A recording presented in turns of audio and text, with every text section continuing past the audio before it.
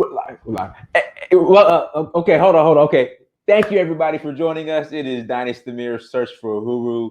We are live again. I have my sister Kayi on with us all the way from the UK via Togo. Via Togo. But before we get started, make sure you go to dynastymirror.com. Make sure you go to dynastymirror.com. Buy some merchandise. This is the Omo Niger shirt. Mm-hmm. So buy some merchandise, buy some books. I write books, so support your black authors. So go and buy a book as well. Also, make sure you like, share, and subscribe. Again, like, share, and subscribe to the content. Well, I greatly appreciate it. That doesn't cost you anything. It doesn't cost you anything to like the content and share and subscribe. You might not find value in it, but I'm sure there's someone out there who does. Then Patreon.com, search for Huru. In fact, I need to put that in there. Become a Patreon. Again, become a Patreon, you guys. And support, support black media. Support black media. So again, I have my sister Kayi on with us today. And today's topic is, I think there are hidden hands behind this gender war between black men and black women. Now, I'm gonna tell you what's going on here in America, Kayi, and I'm pretty sure it's probably the same thing going on in the UK. Okay, go on. So, the media, what they're doing, Hmm. they're they're feminizing black men. So the images on black men, are very feminine. I just leave Hmm. it like that because we're on YouTube, so I just gotta leave it like that. Okay. And then they're pushing interracial relationships. So you'll see a bunch of images with black women Hmm. with white men, Hmm. but then you'll see the men who are shown are very feminine. If you could read between the lines, very feminine. Hmm. But then, like the masculine men, we're demonized. It's like we're demonized, and then you'll get this friction between women and the so-called masculine men. That's kind of what's going on here in America. I don't know if it's the same in the UK, as far as on TV and the media. Like, what's going on with the UK? I just think this gender war, because there's certain things I'm starting to hear. Hmm. Like, okay, here we go. Here's one, Kai. Hmm. Black men don't protect black women. I keep hearing that. Hmm. Like, can you? Well, first, as far as the is it similar in the UK in regards to that what was being portrayed in the media? Is that what's going on there too, or? Well, first of all, thanks so much for having me on tonight. I'm Kayi Gabiam from the Diaspora channel. That's my YouTube channel, and the owner of Maison Muka, which is a clothing and accessory brand. Mhm. So, it's very interesting the fact that you put it like. It's like there is someone out there trying to put the sisters like a wall between the Yeah. two, like the women and the men. So I would say it's quite similar here as well. But what I would like to say, though there is uh, that's the situation we are in now, is down to us to sit down and talk in order to find out what exactly can we do better, to protect ourselves. When I say ourselves, I mean the men protecting the women, and the women as well as treating the men right. So that is very, very important at this time where the global black family, we are coming together. We are trying to find ways to solve our problems when it comes to building generational wealth by Mm. supporting black-owned businesses. And I'm very, very passionate about that topic, and that's what my platform is about. Whilst we are doing that, is very, very important for us to discuss and know exactly what we ladies are doing not so well, and what you men also are not doing well. Okay. So And this discussion is open for everyone in the chat to join us and share what they can share.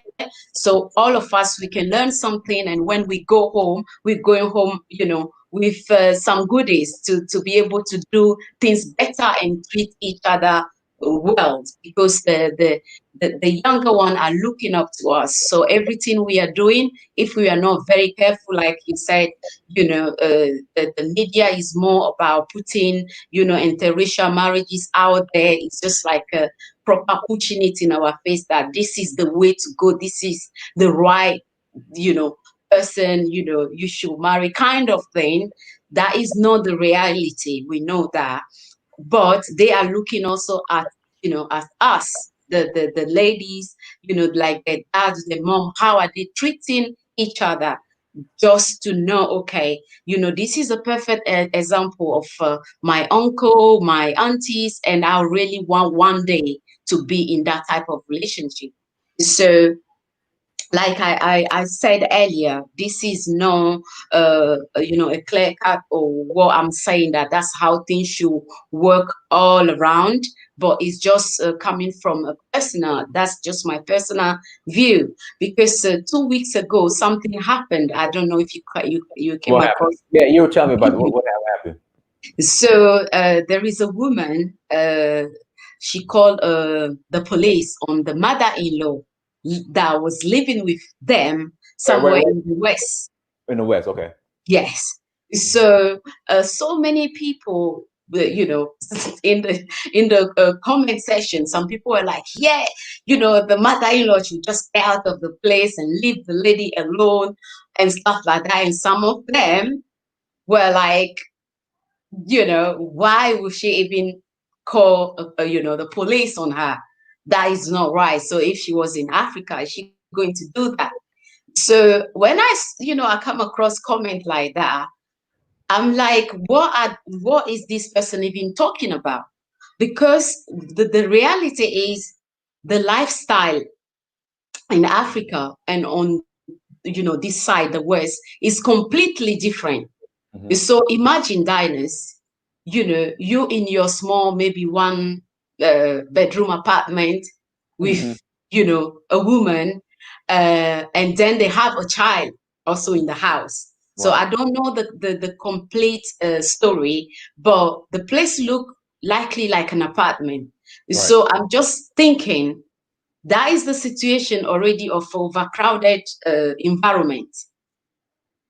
And now you have a mother-in-law in the picture That lives there as well. that Or lives there as well. oh wow, yeah, I can't do that. Yeah, that's too much. Do you understand? So when people are like, "Oh, is she going to? Can she do that in Africa?" Say, calm down. Like, you guys, you have to understand the lifestyle, the environment, and everything is so. Is completely the opposite. Hmm. So she can do that because number one, she's under pressure going to work, and she was on in her work uniform, which means maybe she just came back from work or she was about to leave. I don't know that part of the story.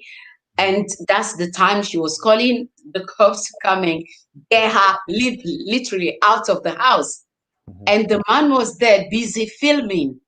So I'm like, you guys can say, oh, why would she do that? Number one, in Africa, most of the time, even if you don't live in a big house, Hmm. you have the family around. Before, even when you get married to someone, it's not only like you diners go down on your knees and then give someone a ring and you pick it up from there. It's not like that.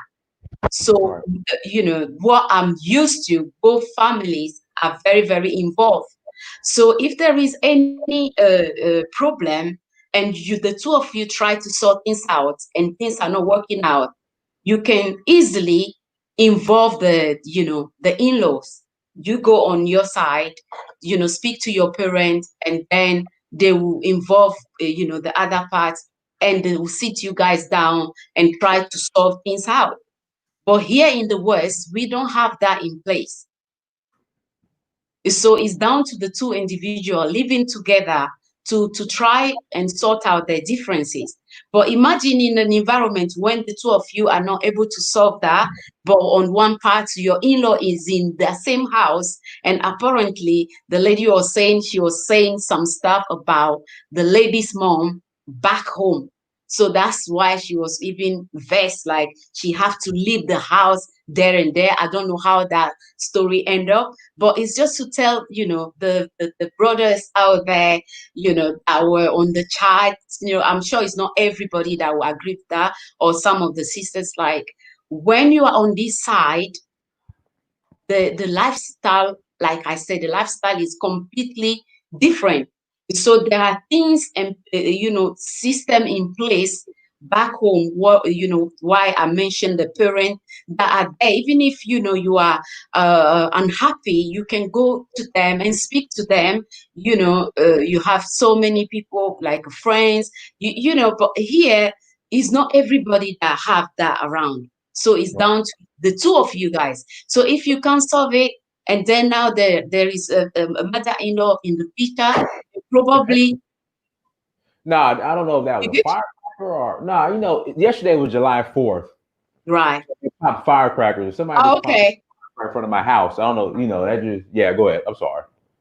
that's okay. Yeah. So yeah, what I was saying is like the opportunity people have and chances to speak to friends and families to get involved and try to solve things that is not in place here. So if the two of you can't agree and sort things out, living in that crowded environment already is a problem. And the next thing, if that mother-in-law cannot help as well, then she's probably fed up and stressed. Okay, so let me ask you. I'm probably missed something. Why did guys hit that like button? Make sure you hit the like button, and if you're here, please subscribe as well. Hit the like button and please subscribe. So why did the mother-in-law call the cops on the mom? Like what? What happened? The lady, she was saying that the mother-in-law said some stuff about the lady's mom. But I'm sure there are some other issue, Okay, you know, okay.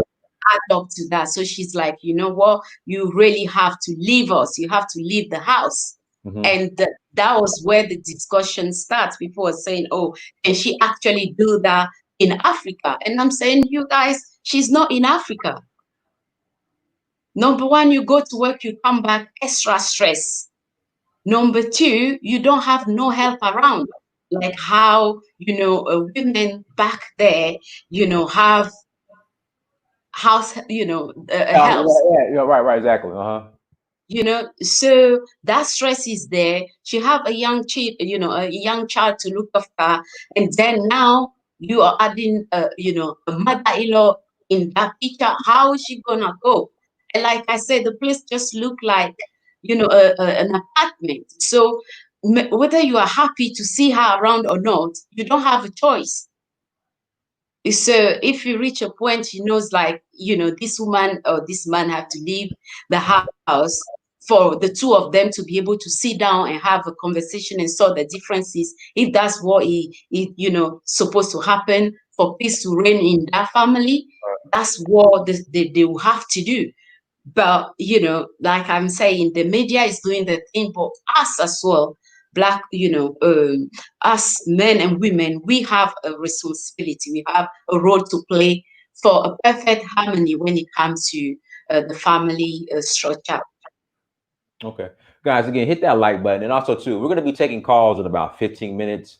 So email me if you want to call in. Send me an email, uhuru at search for uhuru.com. Again, email me, uhuru at search for uhuru.com. And I will send you guys the link. Again, I will send you guys the link. And then let's see, I want to read this comment by Lala in Ghana. China Fox and Chris Marshall. Yeah, I know China and Chris. They basically point out all the black men and women who have died protecting the community and are in prison, and the community has discarded them. You do have a point. Oh, okay, you have a point there, but again, what's the hidden hand behind this gender war? But you do have a point. They have been discarded. Because again, here in America, it's probably the same way in the UK. Black people have a very short-term memory. Like they'll protest and march for about 2 weeks, probably a month, and then here comes a holiday or something else comes up, and then they'll completely forget and get back to business as normal. So you do have a point. Is it kind of similar up there, Kai? Kai, Well, wasn't there like this huge protest like maybe 3 weeks ago, as far as like black people, really the black of UK population? course, yeah. We Mhm, have to do that. We mhm, have to do it. uh-huh, But in this case right now, we are looking into what we can do, you know, to be for the brothers to be able to protect the sisters, because it's something you mentioned also, that the men are not protecting the sisters. mhm. Not all of them, but some of them. So if we want to try and do things better, we have to start from there. And that's why we need to have this conversation to try to find out what do the men want, what do the women want, and how can we solve our differences and live in harmony. So the younger generation also can also look up to us and know that you know, a black man and woman can still come together and build something strong for themselves. So even if they are putting, interracial marriages out there every day, they also have good examples around them. No, what do you mean? When it comes to when you said earlier, okay, the media is just pushing the interracial marriages, so hard on us. Hmm. I'm saying, though they are doing that, we also have a part to play. Men and women have a part to play when it comes to differences we have, problem we have. How can we solve those things and live in harmony? So the younger generation can actually look at us and see that, oh, this person, they both look exactly like me, and they manage to build something good, beautiful for themselves. So even if the media is throwing interracial marriages in their faces, in our faces all the time, guess what? It's not going to do much on that young girl or that young woman, because they have good examples around. Hmm. Ahmad Sheriff says the world system of white supremacy is the cause of the great divide between black man and the black woman, and Mm. also the destruction of the black family. Confusion is their number one weapon used. That, I mean, like you see it in media, but at the same time, Kai, what do we need to do? Mm. Because I think we should be intelligent enough to know Hmm. that media has ulterior motives, but some Oh, of us yes. we kind of feed into it and leverage it Mm. to our, like, as far as we have our own agenda. Because like I said, we should know that the media is not our friend, Oh, and it yeah. happens. But for That's some true. reason, Hmm. some people, black people, just pretend that it is. Mm. But it seems like it's for their own selfish gain. Mm. As far as positions within uh, the media or within the system, it's like they're rewarded a position. So, and it's like there's nothing we can do about it. Like we have no system out there that could like truly punish people who, I guess, use the system for their own personal gain, even though it's Mm. not beneficial to us. Hmm. What are your thoughts on that? Well, I know, when you said we don't really have a system to punish those people, for now, that is kind of true, because they are only looking up to like for themselves. They are Right. not thinking about the younger generation. But thank God we have a different platform, same like what we are doing now. We are highlighting the fact that there is something going on, like they are putting like why the black woman against the black man. So you use your platform, I use my platform, every other person out there will do the same. Yes, or even if they are using the media to do what they are doing, and maybe one of us, because of their selfish game, want to play as if they are not even seeing what we are talking about. We have our platform to use to educate the younger one to know that this is what this is what is happening. So don't pay too much, although they will come across, videos or other things that will always put it as if it's better for, them to marry other race. All the platform out there that represent us can keep hammering on the fact that we can do this black man, black woman together and make it work. So there is no system, like you say, to punish those people out there that are playing it as if there is nothing happening. We have our platform to emphasize on that and help others out there, especially the younger one. Cool. Guys, again, hit that like button. So So, I think Kai, I believe that mm, black men and mm, black women come together, mm, say we have equally hurt each other, make mhm, them and move forward together. But it mm, seems like one group wants the other group to apologize more, and they don't want to hold themselves accountable, and vice versa. mm, What do we need to do to get to where we can just come together and say, "Look, I hurt you, you hurt me. mm. Let's move together." Yeah, it's the discussion. Like I said, we need to sit down. First of all, when before some people don't even see it as a problem, Right. that we the us, we are doing something that you the men don't like, and vice versa. Now we start realizing that there is an issue, there is a problem, which is a good thing. The next step is to have this kind of discussion so that we try and find out what we are doing that you men don't like, and what you men are doing that we don't like, and how we can work on those things and do them better, for us to come in harmony and live peacefully.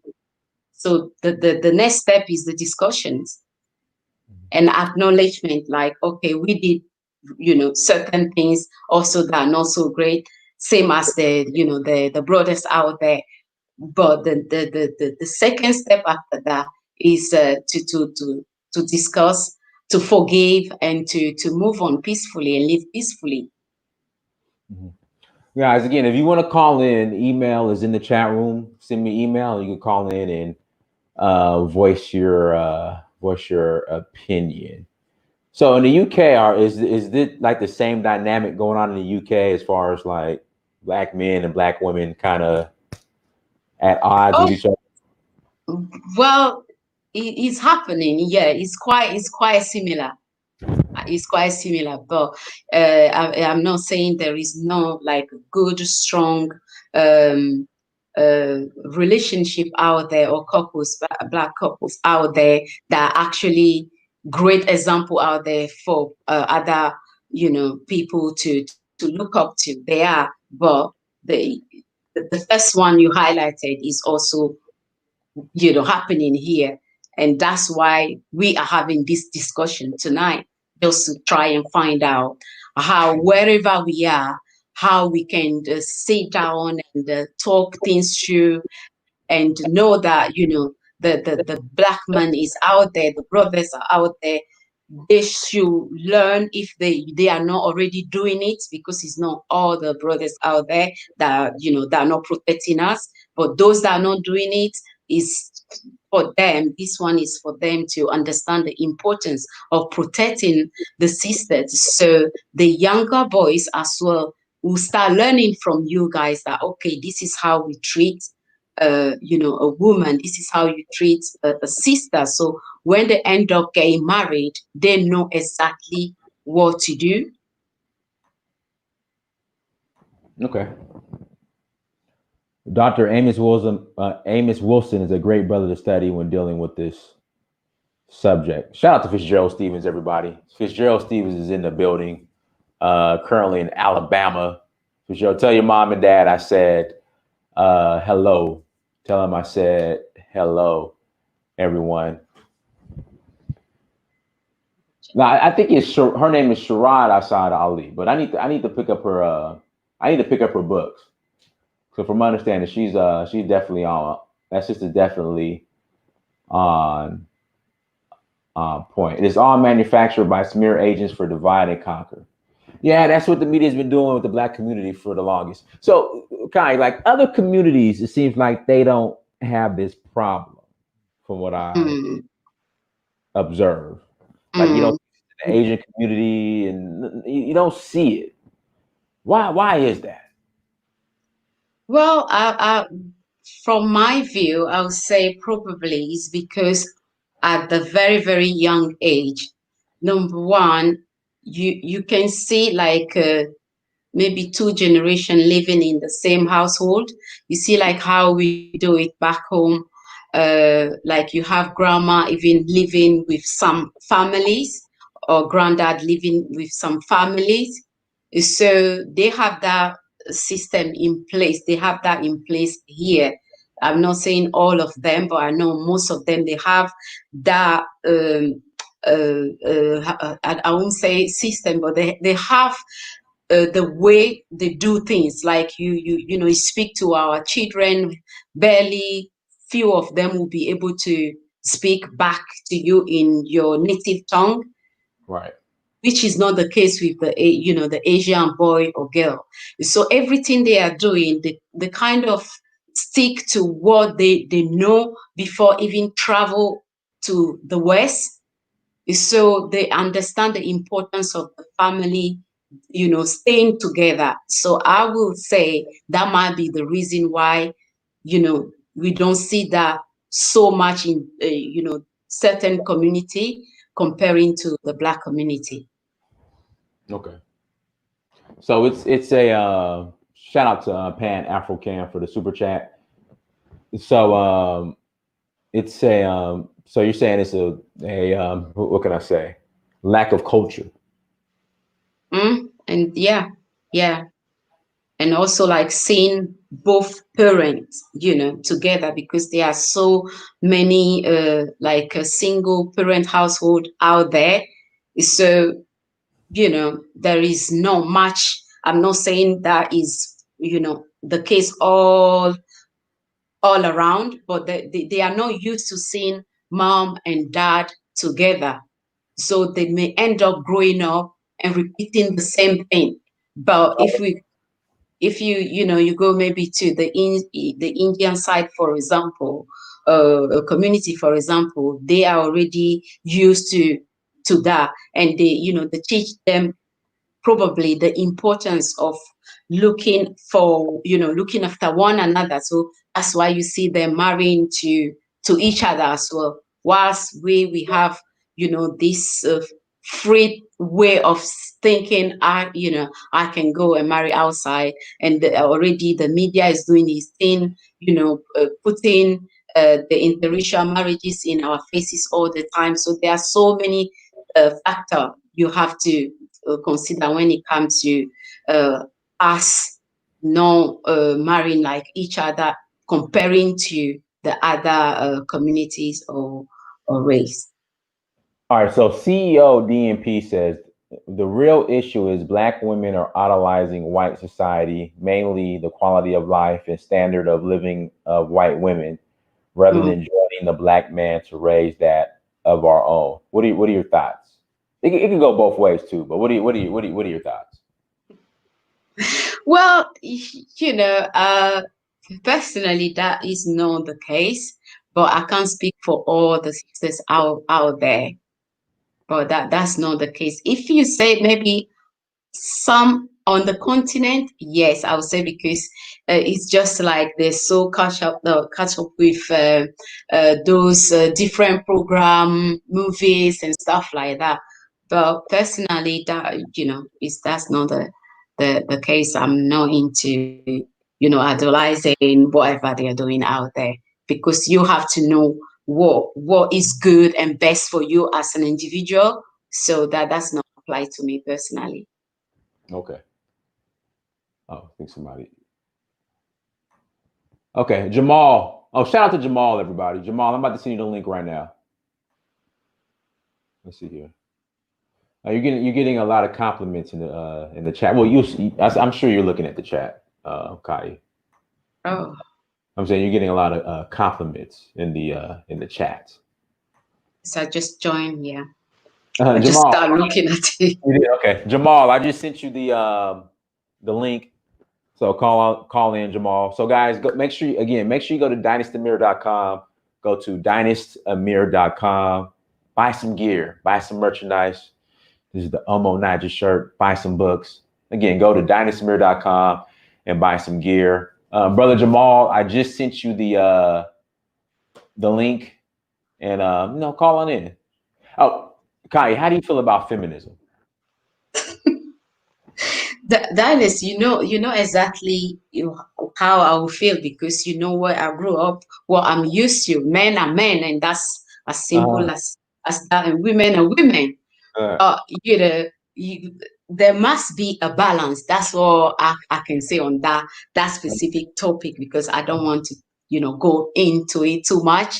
why? What do you mean you don't want to go into it too much? What do you mean? I just don't want to go into it too much, but what I know and what I stick to, women have to do what they have to do, but you are not uh, like you have to know that you are a lady, you are a woman, and then let the men do what they have to do, kind of thing. That's again my personal view. But what are your views? Go ahead and share. Okay.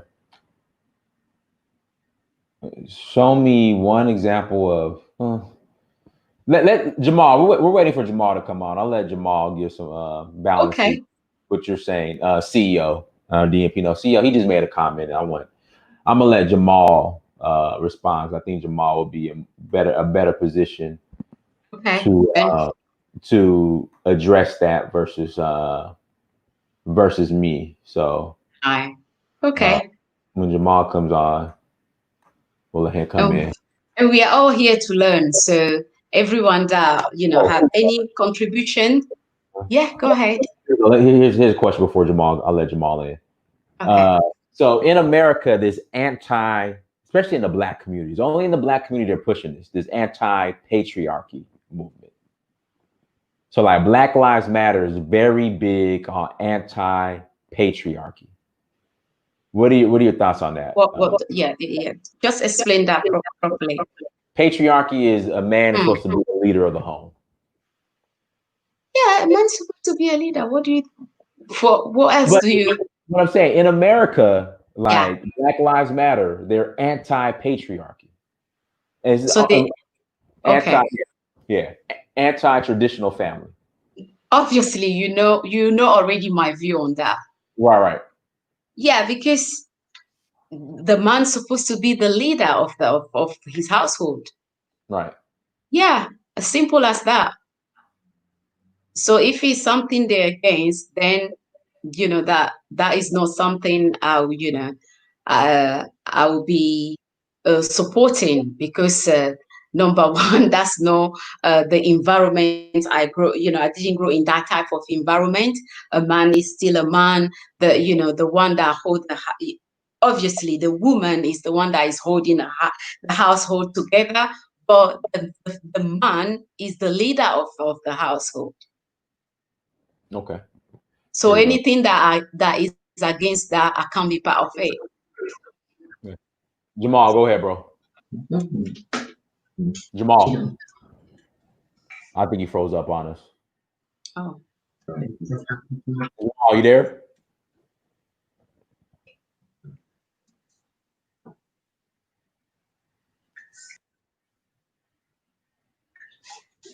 Yeah, Jamal. Something's wrong with your Wi-Fi, Jamal, or your internet. It's, yeah, something's wrong with his connection. Jamal, if you can hear me, something is wrong with your connection. So, listen. Unfortunately, the laws are such in America that if you piss off a good woman, she can quickly turn into a woman you should stay away from. Now, okay, I got it. Okay, so here we go, Kayi. So hmm. you have a lot of women who weaponize the court system against good men. What, Hmm. what are your thoughts on that? No, definitely that is wrong. That is Mhm. wrong. You can't use the court, against the men. When are you even going to bring the court in? Is only when your life is in danger. Mhm. Yeah, but apart from that, we shouldn't use the court against our men. Okay. Here we go. It's time to heal family, both black man and black women. I agree.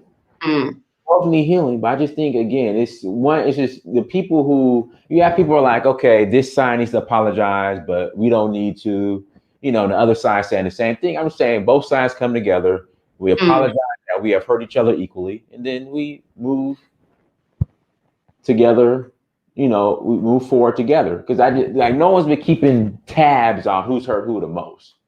You know, I think some people think that there's someone out there that's keeping tabs on who's hurt who the most. So Yeah, we yeah. shouldn't be looking at that, right? We shouldn't be looking at that. We should be just our focus should be on how can we sort our differences out and come together and build a strong family, for ourselves and then for the next generation. That should be our focus. And forgive, like I said, forgive each other. Know who did what the most. No, we shouldn't be focusing on that. Okay. Somebody else is saying in the chat room the gender equality policy in Africa, for example, when it comes to the same job by both gender. What's your take on that when it comes to salary? I can say I think when it comes to that, that's not just an Africa problem. That's globally, Bakosa. But go ahead if you want to address that, Kayi. Hmm. Well, when it comes to the salary, that's the end of his question. Well, first, if they think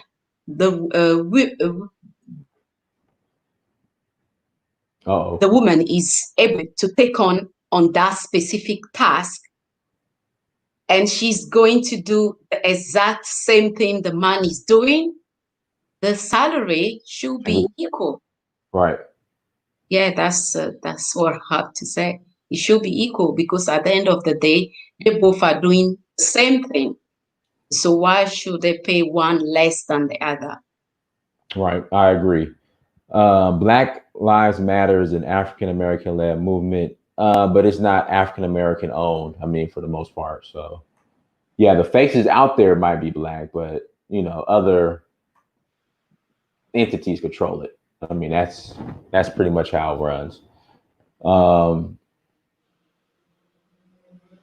let's see here. What you got in the chat room? Kai, so how is the UK, especially this coronavirus and are you guys still on lockdown or no? Well, now things are easy, it's much better. They reopen loads of things, pubs this weekend, restaurants. So things are, getting much better. But, everyone have to still be cautious on how they handle themselves out there. Yeah. Yeah, it's getting well. Shoot, we might go back on. Well, Georgia's wide open, but there's some states in America Mm, where it's getting like Florida is getting worse. mm, So it's interesting how things are going to be moving forward. I know the EU isn't going to allow Americans to travel there. mm. Uh, so our CEO DNP says whenever you call out the toxic black women pandemic, okay, there's toxic black men too. So let's be fair. Uh, whenever Mm. you uh, whenever you call out the toxic black women pandemic, the only response you get from black women is they're not all like that or choose different. What are your thoughts on that comment? Say that again. Whenever you call out the toxic black women pandemic, the only response you get from black women is they're not all like that or choose different. What I say exactly, man. Well, to start with, on both sides, there are Mhm. toxic men, there are toxic women. Right, exactly. So, this discussion we are having tonight is no, like I said, is everything I'm saying is just my personal view. So, there might be disagreement here and there. My focus is not about who is it the men that are more toxic or the women. It's not, the focus shouldn't be on that. the focus should be on how we can understand what exactly is happening between the black man and the black woman, and how we can solve those problems. That is, the main importance of this discussion tonight. So that's why I would love to hear from everyone in the chat. This is just like a family discussions. We know that we need healing on both sides, and what other things can we do to make things better for each other. That's what this stream, I want to learn out of this stream tonight. Mm. Kayi is from Togo, Alex Jones. She's from Togo. And I tell people, like, Togo, out of all the countries I've been to, like, if you're a Black American, like, when you're in Togo, like, everybody looks like you. I'm serious. Like Togolese That's are true. like, yeah, like you, Kayi. If you were here, like, no one would know that you were. You'll blend right in. Like, you look like my cousin. Hmm. So yeah. So again, Togo. You guys have a visit? Go visit Togo. You guys go visit Togo. You could do I will take them. you could do Ghana, Mm-hmm. Togo, Benin. Like, they're all like right there. So you go from Accra to Lomé, then Lomé to Cotonou. Very Benin, yes, and then Nigeria. So yeah, you yeah, can visit those 4 countries yeah. during one visit. During one visit, Mm-hmm. might be a Mm-hmm. little stressed. Well, no, actually, it'd be probably easier if you just did the three. You can do all four, but Accra Mm. to Lomé, then Lomé to Cotonou. Mm-hmm. Here we go. Shout out to y'all, Akron. It's easy to blame and play masters games, but harder to do the real work with both sexes. Too many excuses. Just do the work and create African love. There you go. Yeah, yeah, beautiful, Uh, beautiful. oh, Cynthia G. Let's see here. I think Black women are more willing to admit wrongdoings than Black men. I think it's even. Cynthia, I think Black women are more willing to admit wrongdoings than Black men. I've yet to hear any Black man admit to any wrongdoing. If you ask them now, they will not admit to do any wrongdoings. Cynthia, it goes both ways. Cynthia, it goes both ways, Cynthia G. It definitely goes both ways. I Mm-hmm. mean, some admit it, some don't. It goes both ways. I disagree with that one. It definitely goes both ways. And is it Cassandra or Cassandra Check? She says, "Stop mixing and mingling with our enemy." Okay. So So, I don't know if Jamal's coming back on. I don't know. Jamal, you got to get that Metro internet fixed, brother. You got to get that Metro PCS internet fixed. So yeah. So what we'll do, we'll go ahead and close out. hmm. Uh, so Kai, anything you'd like to share in Well, close? clothing, yeah, it's mainly like I've mentioned for the people that just joined the stream a bit, late. My platform is about promoting Black-owned businesses, is so we can keep our money within our community. So if you are a Black-owned business out there, we know everything is happening online now. Just email me at the diasporachannel@gmail.com. So, you can come on the platform and share what you do and show us your products. So the viewers can interact with you and potentially become customers. So that's what my platform is about. And yeah, my clothing and accessory line is Maison Mocha. So .co.uk. That's my website.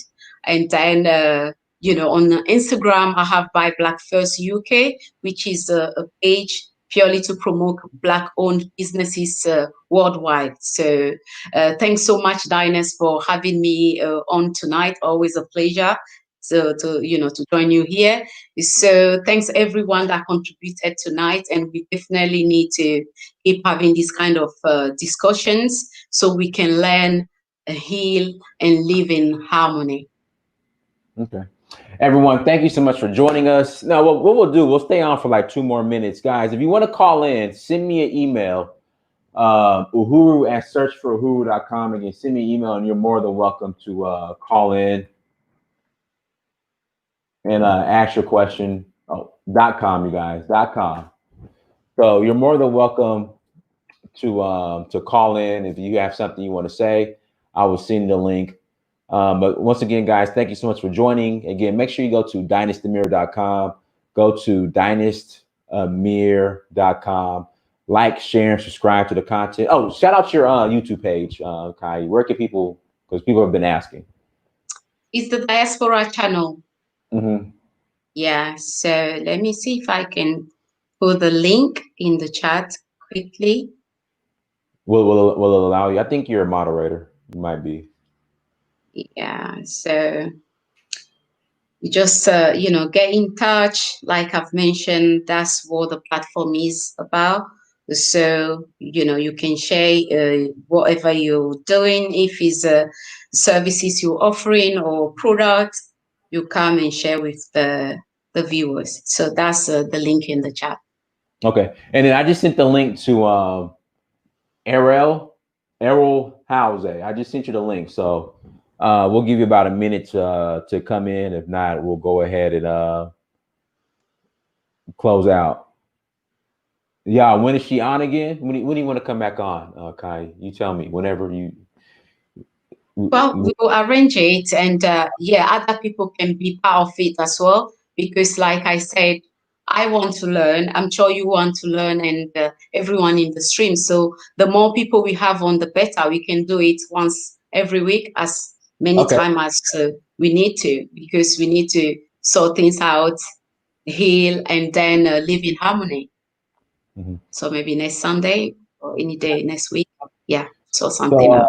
I'll let you guys know, but me and Kai will be a once a week guest. Once a week guest. Kai will be a once a week guest. But guys, again, I sent the link out, so we're waiting for you to call in. If not, we'll go ahead and log out. So again, thank you so much for the super chat. Yeah, everybody that super chatted, thank you so much for the super chat. Thank you for donating your tithes, paying your tithes to the church. Thank you so much once again for paying your tithes to the church. And Cassandra, I agree, Cassandra. We need that healing, both black men and black women. But I Mm, both need to come to the table and mm, not tit for tat. No one's keeping tabs in regards to who hurt who more. We mm. all must agree that we have hurt each other equally, and then we squash it and we move together as one. Again, Mm-hmm. move together as one. Okay, here we go. So we need to have Cassandra on the platform next time. All right. Yeah. Go ahead. Hello, can you hear me? We hear you. Go ahead. Yeah. I just wanna I know you're about to close out. This is like super late. Sorry about that. But I just want to kind of mention that in my opinion, the primary issue, there's a lot of different angles, and I can get into a lot of red pill, black pill type stuff that really is a daily reality for a lot of young black men. But I'm gonna say that across race in most every society, I think that something that's not really talked about is how uh, basically young men always have to work up to a certain success level to kind of achieve, well, let's say marriageable material, and women are pretty much front loaded to that. They're 18, bow, they're on the market, they're as young and attractive as they're ever going to be. So that's kind of like well, in some cases, people can always improve. But primarily what I'm saying is that there are um, around the time, in my opinion, when, well, young black men, it's harder for them to get there. Let's say that. It takes more years, let's say few more years, few more decades for young men to achieve marriageable status. And it's pretty much what Dr. Francis Cress Welsing said. Like black people really in America, this is just America, in my opinion. It's the only place I've ever been, but you know, she said that basically black people really don't really have any um, business dating until they have themselves together. And I think primarily she meant men. Well, at least I saw that as kind of a man thing. And that's primarily the crux of the issue. It's just a lot of broke people dating a lot of broke people. So And then, what happens then? Then the conversation of polygamy then needs to come up. uh I am open to it. You know, most black guys are kind of open to it, probably not for the right reasons, because a woman gets different things out of it. Um, but at the same time, because you know, there is a numbers issue, of course. There's a Right. numbers issue. Huge, Um, especially what's going on now as far as the media contributing to that. I mean, there's only, I mean, because you got to think about it, especially here. I live in Atlanta. So you have black men, you have a large amount who are LGBTQ. I don't know what the new act LGBTQIA. So there goes a huge percentage of them. I mean, it's like, I think it's so when you figure you that in, mean black men? yeah. You know, So then with I that, as far as for a black being woman, somebody who spent their college years in California, I'm originally from the Midwest, but um, you know, California is kind of like a hot spot for that. I would say that statistically, they're not really more than like 2 and 3% of the population.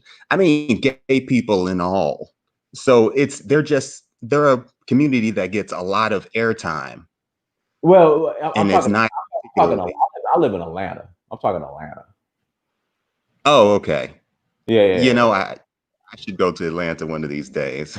Yeah, yeah, yeah. So with that being said, that's just that even streaks the numbers even more for black women. And then you're bringing up the whole you need to be ready and prepared. Black men financially, obviously, to marry a woman. You know, and then are we expecting black women to wait until Well, these black women are? that's another thing that goes into it. They don't have to wait. There's a lot of, I have a sister. My sister happens to be uh, homosexual, and there are a lot of set asides for black lesbians. Um, and uh, she was able to get more like scholarships, that sort of thing, just for being her outside of academics. uh, so there's that also kind of thing that black women are actually, as a group, in a higher tax bracket than most black men. Now there's a lot of different factors that kind of even that out, but we're pretty much talking about uh, most black men are blue collar. Most black women are like middle management, we'll say. I mean, Because of the whole American woman thing, mhm. they tend to get those set asides a bit more. Well, I mean, women, I mean, in general, are going to be more white collar than blue collar because, I mean, blue collar jobs. I mean, you have to look at the nature of the job. I mean, you're not going to see, women putting asphalt down on streets, or building streets. I mean, it's just the nature of the job. I'm not saying they can't, but I'm just saying it's just the nature of the job. So naturally, of course, more men are going to be yeah, you won't see women paving roads. I mean, not saying they can't, but I'm just Well, saying, so by that was nature. a bad example. But what I mean, so the African, to bring the diaspora channel into the conversation, the African equivalent is housekeepers. There's a lot of black female housekeepers. There's a lot of there's a lot of African housekeepers. To my knowledge, there's a lot of black nurses in America. That would kind Right. of be like the equivalent, but there's I would say that you know, feminism came up a little bit earlier. The And I think that's why there really isn't a need for, in my opinion, kind of like a masculinist movement. Well, there is a need for it just to kind of reach equilibrium. But what I mean to say is there seems to be the back before integration, as we probably all know, black people there were more black women that worked in these kind of lower tier jobs. And as we know, you know, during the pandemic, most black people are these essential workers, which happens to be these blue collar jobs. Um, so let me know if I'm rambling. I'm not quite sure if that linked to the last point, but you know, it just kind of seems like most women across the board don't date down, and that's pretty much True. But I mean, I would, yeah. but at the same time, I wouldn't, I wouldn't expect women to necessarily date down anyway. I mean, I You know mean, what?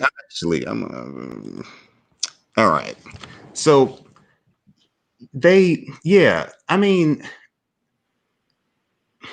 they shouldn't date down. You all right. know, we Oh, hold shouldn't on. really. Let's ask. I mean, Kai's right here. Kai, would you date down, Kai? It all depends. You know, Yeah. what work for me would necessarily work for the next sister. Mhm. But if you go, the right or the main boss take, and then you are a hardworking person, maybe even if financially we are not on the same level, we can still work it out. Mhm. If there are certain bosses, if you take those bosses, yes. Mhm. But Because me personally, I don't some men get intimidated by women who make more than them, but me, I don't. Like I wouldn't get intimidated by that. I think part of, and it's a kind of a Errol, ignorance on Errol, both sides. let me throw in another factor though. What I'm noticing when Okay. when black women date, mm, it goes both ways too. But okay. especially when black women date interracially, they'll date down in a heartbeat. I'm noticing that a I lot. noticed that. It's kind of just regular kind of guys that work at retail mostly. It's just, I mean, I'm noticing that a lot. yeah, that speaks to a deeper issue. Uh, like they'll But date hard. as I mentioned, Francis Cress Welsing earlier, um, I'd say so. You know, as far as earnings are concerned, there's data to suggest that African African American, you know, so American Black women actually make less over the long run. So, so, you know, before integration, I think it really made a whole lot of sense. The Black community made more sense because there would kind of be like while he's getting his stuff together, because it's harder for a Black man to find a position. Once he has this position, he'll pay her back for the times, you know, for the money, or not the money, but like the lifestyle that they can achieve together.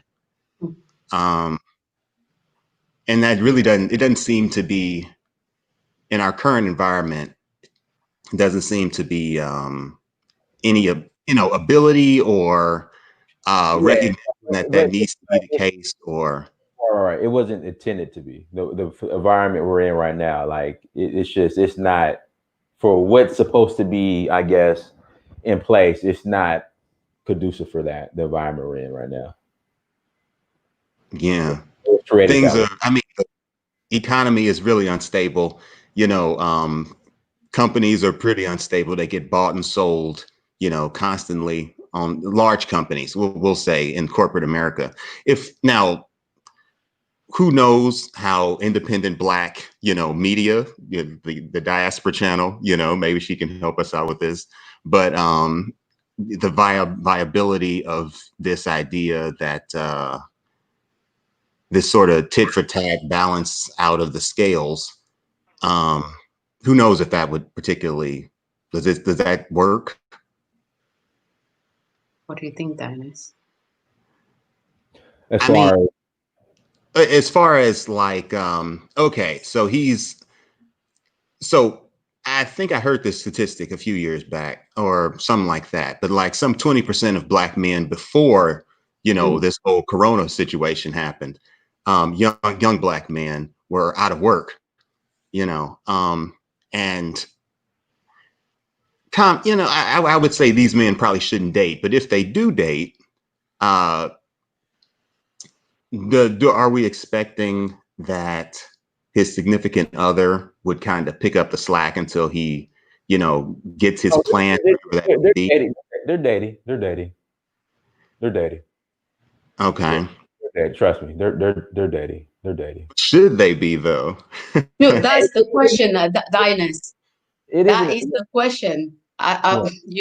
I'll Should say they? no. Personally, I'll say no. What are they supposed to do? Well, you work, you earn what you're supposed to earn before even involving yourself with someone else. That's again is personal. That's my True. personal view. But at the same time, these girls are like I know a girl that she told me she prefers certain type of men, and then Hmm. the type of man she prefers, like, okay, these dudes aren't gonna have anything, but that's what she likes. She told me that's what I like. Yeah. So a lot of these dudes are getting play anyway. So they're not supposed to be dating, but there are women who are gonna give them the time of day anyway. I'm gonna say off top that sounds sort of like a trap. That sounds like a trap, But, personally. well, brother, let me get Sister Caesar on here, but we appreciate you for coming on. Okay. Thanks Thanks. so much, Errol. All right, all right, Caesar, go ahead. Hello, everybody. How you guys doing? This is an amazing, amazing conversation. Thanks for having me. You know what? I'm listening to the conversation, and we have been so busy trying to fight each other that we're missing Hmm. a real enemy. We have Go ahead. been white supremacy has been at it again, and it's so hard for us to see it because we've been at each other's backs. We've been fighting since the beginning. Okay, we expect our men to do what when they have not had that proper role model to show them how to be husbands. That nobody's showing them how to be men. Nobody's showing them how to be providers. Nobody is showing them how to be a husband. So how do you learn something that nobody is showing you how to do? Because you have women, single women, trying to raise men, and that's impossible. There is no way a Now, woman can teach a boy now, how to. Cassandra, Yes. the argument would be, well, the reason why they're raising this men is because the men are, not taking care of their responsibility. That would be the argument. What are your thoughts on that? Okay, but why? Because you have to understand, where did it come from? In slavery, what did they do with our men? They weren't married. They went from woman to woman to woman to woman and had babies by everybody, right? They were used as animals, right? They Right, right. weren't taught how to be husbands. They weren't taught how to be providers. Okay. So what do we expect our men to do? We have to learn somewhere. So it starts right here, right now. We come together, we heal, we stop allowing other people to try to teach us how to do this thing. Because right Hmm. now they have us trying to role reverse. We got women trying to be men. We got men Hmm. trying to be women. We're switching positions. This is dysfunction. This is not how Black folk do it. We know how to do it. We just been mixing and mingling with our open enemy that's trying to tell us it's okay for you to be the man and for me to be the man and for a man to be the woman. No, that's role reversal. We Black folk are the only ones that try this role reversal. You don't see Asians doing this. You don't see white folk doing this. Everybody has their position, and Black folks seem to have forgotten what their position is. We Hmm. did this. We taught them how to do it. So where's all of this coming from? Well, we don't know how to be a man or how to be the woman, how to allow our kings to be kings. We know how to do this. This wasn't our fight. This was a white woman's fight. We taught them how to do it. So now we coming out of our place, and now the white woman trying to step into our place because we moved our position. It's time for Black women to get back into their position because we know Hmm. what to do, ladies. It's time for us Hmm. to honor our kings, to honor our men, and stop trying Hmm. to be the head of our men and allow them to be men. And sometimes the more we do, the less our men will do. Women, we got to back up. We know we're strong. We were taught how to be strong. So now Hmm. you have to back up and allow your man to be the lead, because the more Hmm. you run in it, the more they're going to allow it. So the more comfortable they're going to get. So a lot of times the men know how to do it, but the women are so strong that we're not backing down. We're not allowing our men to do it. So they're just comfortable. But our men know how to be men. But we have to back up and allow them to be. So, you know, I just had to get in on a little conversation. So what do you guys think? Well, you know, you said it, you know, well summarized. And that's exactly where I want us to be after, you know, if we need 10 times, 100 times, having this type of discussions, let's do it and change things around. We need it. We owe that to ourselves and to the next generation. So Cassandra, thanks so much for your contribution. And I'm sure you'll be on next time when we're going to have, you know, this similar stream, because we need to seriously look at this and, you know, heal and then move on from there. You're right. Thank you. You're right. Thank you. Have a great one, you guys. Thank you, Procedure. Thank you. All right, Cynthia, go ahead. Hey, Dinus. How are you? I'm good. How are you? I'm well. Good, thank you. Nice to meet you, Diaspora Channel. You're very pretty. I just wanted to let you know that. Oh, thank you. Nice to meet you too. I was gonna say something else, but I actually want to comment on what the last lady, Cassandra, just said, because if you think about it, historically, we've been in this country as Black women. We actually are playing our role. We've never been able to be in the traditional role of a woman. We've always been in equal position as men. We had to work like men were working. We got the bruises and the bumps and the beatings like men were getting. The only difference is that we had to still bear the children. So we actually are in the position that we've been in this country. And what I will say is if there's any group of women who are trying to play the role of a man, that is white women. They literally fought to be in the positioning of a man. Black women did not. So I think it's disingenuous to say that Black women are trying to be in a role that is not our role. We're not trying to. This is just a role that we were put into by design. And now it would take a lot to recondition not only the minds but the behaviors of Black women and direct it into a position that other than what we've been in for the past 400 years. Even when slavery ended, we still weren't able to be in the traditional position of a woman. If a Black woman today wanted to be in a traditional role of a woman, a stay-at-home mom, where the man is the provider, how likely is it that she would be able to do that? She would not be able to do that because of Black men's economic position. They're not in a position to be the sole breadwinner and provider of a home. So I think if we look at it honestly, we will have to admit that this isn't a condition that Black women asked to be put in any more than it was a position that Black men asked to be put in. This was a position that we were put in. I also want to say, in terms of letting someone lead, it's one thing to say you have to let somebody lead, which you don't. Leaders don't get allowed to lead. They just stand up and be leaders. There isn't a leader that have been allowed to lead. Leaders position for leadership positions, and then they prove that they can be leaders. For example, the presidential election. If you want to be the president, you have to prove going through a campaign that you're fit for that position. If I go apply to be a manager at any company, I have to give a resume proving that I'm fit for management, that I can lead people. Yeah, that's not necessarily true. I work in corporate America. Nepotism and favoritism is rampant. But most people are not getting into leadership positions by nepotism, although I do believe that's the case. I mean, Donald Trump's entire company is run on nepotism. You have the Kennedys, you have, of course, the Bush family. So but these are exceptions, Dinus. They don't make the rule. The rule is if I go to a corporation and I apply for a management position, they're going to want to see on my resume that I've had management experience. They're going to want to see a certain size of a team that I've led. That's typically how you get into management positions. But even if we set that aside, I don't see Black men standing up to be leaders. So when we say, which granted, there are a lot of Black women who don't trust the leadership of Black men. And I think that that needs to be talked about. It's not that Black women don't want Black men to lead. We don't trust their ability to lead. We don't trust that if they are in a leadership position, that they're going to have our best interests in mind. And I think that, give me an example. Give me an example of that. As well, far as mine, give me an example.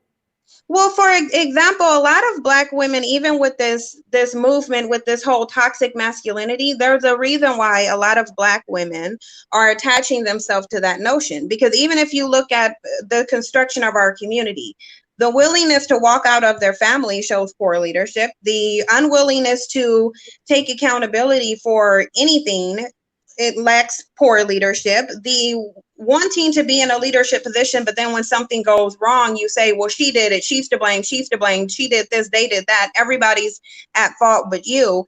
That doesn't make an effective leader. It just doesn't at all. You don't think it goes both ways as far as lack of accountability?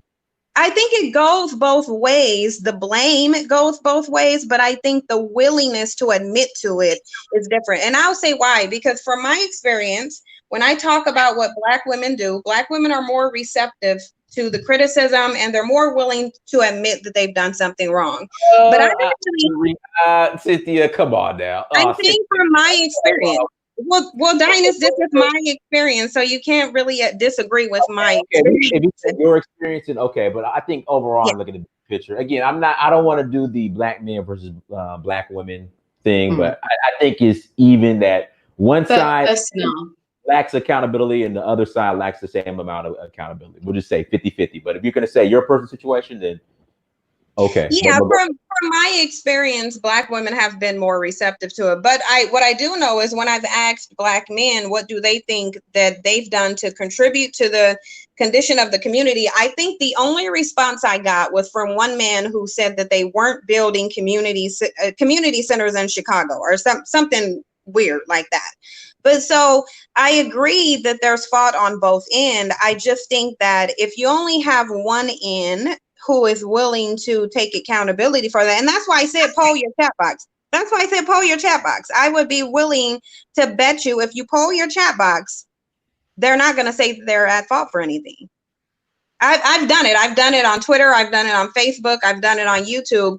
And in each situation, they never admit to any wrongdoing at all. I would like it if they did. We know the root cause of it are these systemic issues, but I think when it gets to, and perhaps it's for ego reason, maybe you just have men who don't want to admit that another group of people were able to get them to do things to go against themselves. But in any rate, I haven't seen one of them admit to any wrongdoing, like at all. Maybe like a coon when they're trying to talk negatively about the Black community, but any Black person that seeks for progression, I just haven't seen any accountability placed on Black men. And actually, Cassandra proved it too, because a lot of women, even when they think about absentee fathers, they automatically blame the woman. They'll say, oh, the woman is trying to be the leader. The woman won't let him lead. Well, Cynthia, let me ask you this. He's not stepping up to be a leader. Let me ask you this. You brought up absentee fathers, so that's kind of goes into the realm of the family court system. What about women who weaponize the family court system against men who are involved? Just because there are women who weaponize the court system against men, and they are successful because Black men are not willing to use the court system against women. And there are situations, I've interviewed some men on my channel where they have used the child custody system against women and got custody of their child. And so even if a woman goes to court and puts you on child support, how does that stop you from being able to raise your child?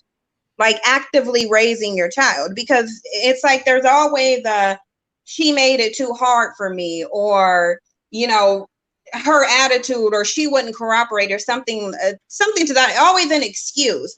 But it's like currently right now, nobody is stopping Black men from being in the home unless they're being mass incarcerated.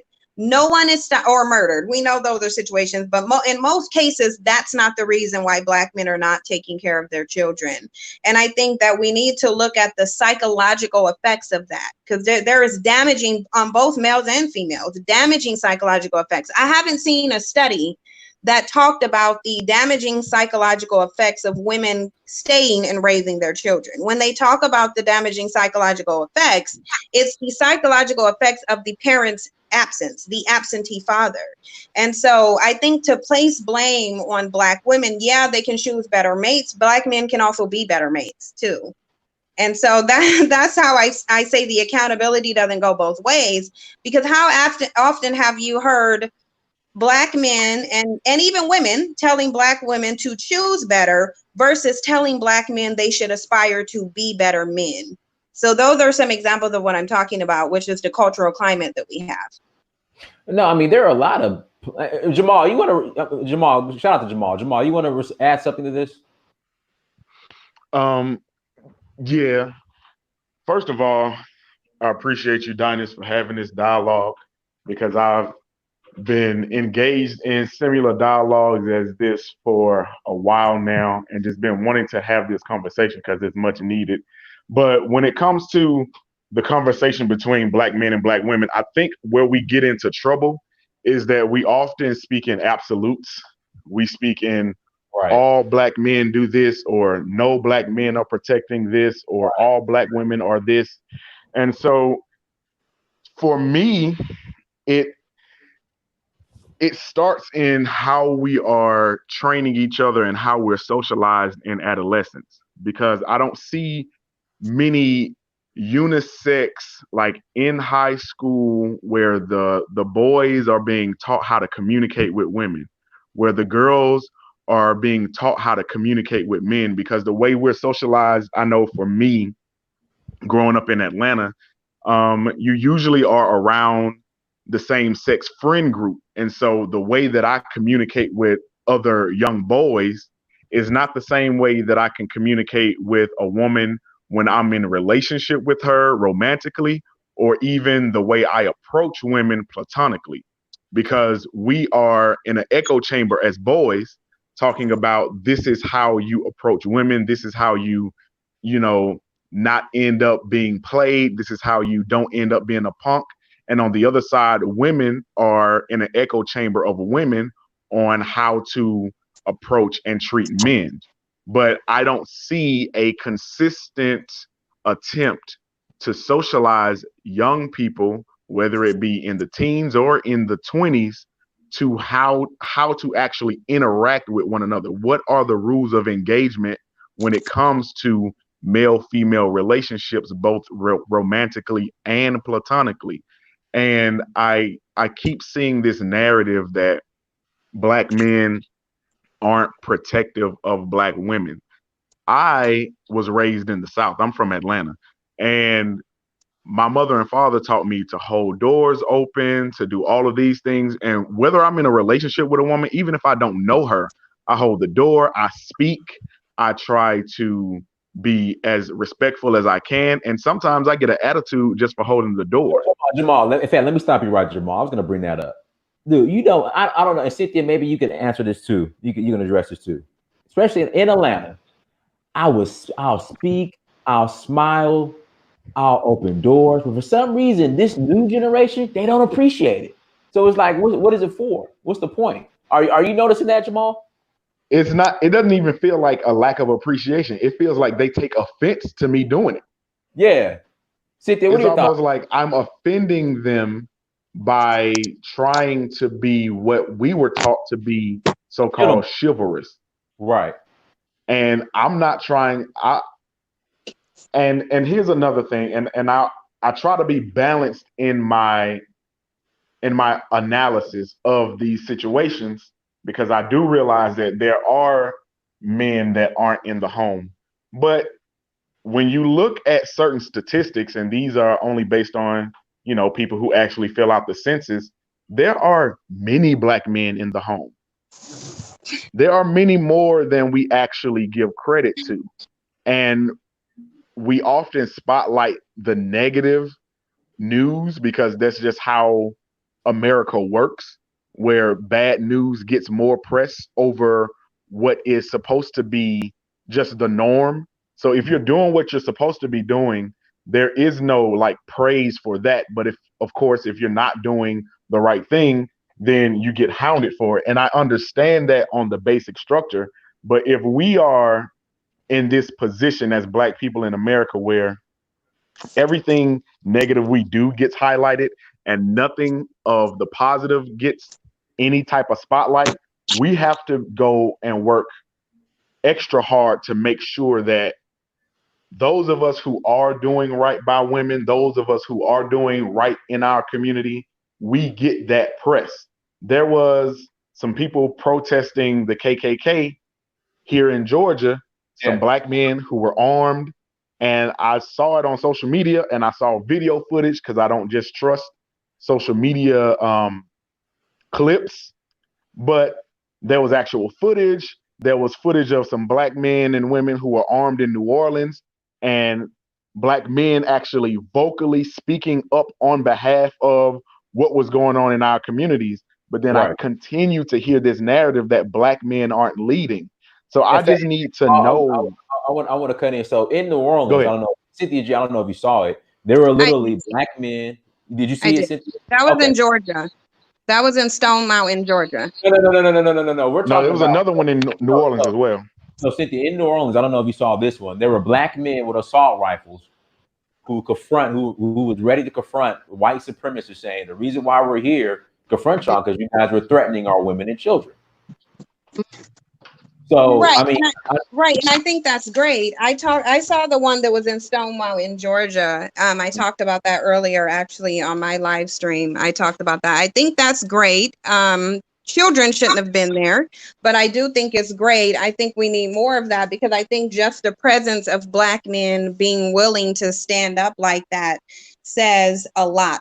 And it says a lot to society. So I think we need to see more of that. But have you been looking at your chat, Dynast? Because uh, your chat box is literally proving my point.